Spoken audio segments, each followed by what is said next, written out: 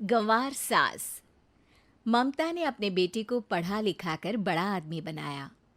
अब वो शहर में अपने परिवार के साथ रहता है।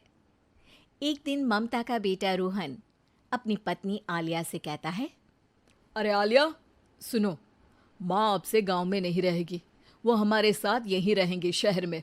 उनका कमरा आज नौकर से बोलकर अच्छे से साफ करवा देना।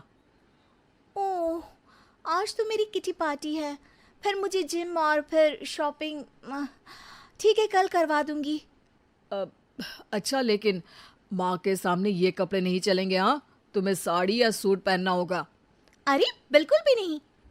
मेरे मम्मी पापा ने इतना पैसा लगाकर शादी इसलिए नहीं की थी कि मैं अपनी मर्जी के कपड़े पहन ओढ़ भी ना सकूं। अरे चलो, गुस्सा मत हो, लेकिन कुछ दिन तो माँ की खुशी के लिए कर सकती हो ना। लेकिन आलिया मानती नहीं। माँ आती है सिंपल सी साड़ी, झोला और चप्पल पहनकर। अरे रोहन, मैं इनके साथ कैसे रहूंगी? मेरी फ्रेंड्स क्या कहेंगी? ये तो पूरी गंवार लग रही है। आलिया, माँ गांव में रहती थी इसलिए ऐसी हैं। तुम आज ही माँ के साथ जाकर उनकी पसंद की शॉपिंग करवा देना। इनके साथ घर के अंदर रहना मुश्किल है, बाहर तो मैं कभी भी ना जाऊं। रोहन को आलिया पर गुस्सा आ जाता है। माँ, ओ माँ। हाँ बेटा। वो माँ को ले जाने के लिए उनका हाथ पकड़ता है कि अरे माँ, तेरे हाथ अभी तक इतने कड़े हैं, तूने इसका कोई इलाज नहीं किया? अरे बेटा, इसका कोई इलाज नहीं। वैसे भी मुझे कोई शर्म नहीं कि मेरे हाथ मुलायम नहीं है, क्योंकि इन्हीं हाथों से मेहनत कर मैंने तुझे बनाया है बेटा। अगले दिन। माँ, मैं ऑफिस जा रहा हूँ। कुछ लाना हो तो आलिया को बोलकर फ़ोन करवा देना। रोहन के जाने के बाद,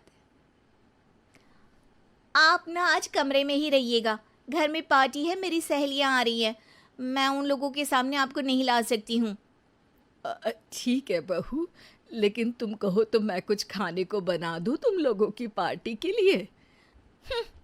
वो लोग सिर्फ कॉन्टिनेंटल या थाई फूड ही खाते हैं। कोई बात नहीं, कभी इंडियन खिलाने वाला कोई मिला नहीं होगा ना। मैं बनाकर कमरे में चली जाऊंगी। जैसे आपकी मर्जी। आलिया के घर उसकी दोस्त आती हैं, पार्टी होती है। अरे वाह आलिया, ये क्या है खाने में? बड़ा ही स्वादिष्ट है यार, इसकी रेसिपी मुझे चाहिए। हाँ, और ये दाल, ओ माय गॉड, मैंने तो किसी 5 स्टार में भी ऐसी दाल नहीं खाई है यार। तू कुक को यहाँ बुलाना।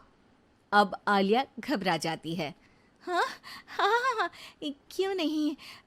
माँ जी ज़रा बाहर आइए।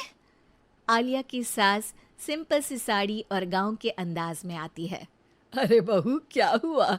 खाना पसंद नहीं आया क्या? बहू?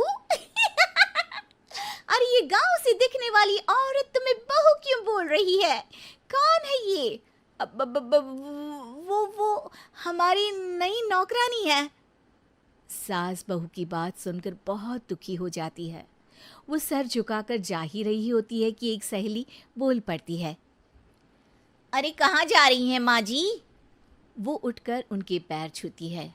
जीती रहो बेटा। क्या है ना, आपकी शक्ल बिल्कुल मेरी माँ जैसी है। पता है आलिया, मैं शहर पढ़ने आई और फिर शहरी हो गई, लेकिन मेरे माँ पापा तो आज भी गांव में रहते हैं, बिल्कुल इनके जैसे ही हैं। आप यहाँ बैठिए ना आंटी, आप सच में बड़ी खूबसूरत है और आपके हाथ का खाना तो लाजवाब है। काश ये मेरी सास होती। सभी सहेलियां सास को घेर कर बैठ जाती हैं और उनसे खाने की रेसिपी पूछ रही होती है कि तभी घर की बेल बजती है और रोहन आता है। अरे क्या बात है, आज आप लोग हमारे घर में? और ये लोग तो मुझे आलिया से ज़्यादा माँ की सहेलियाँ लग रही हैं। क्या ये आपकी माँ है? लेकिन आलिया ने तो कहा कि ये उनकी नौकरानी है और इन्होंने भी नहीं बताया। वो नहीं बताएंगी, क्योंकि उनके लिए बच्चों की इज्जत और उनकी खुशी सबसे पहले है।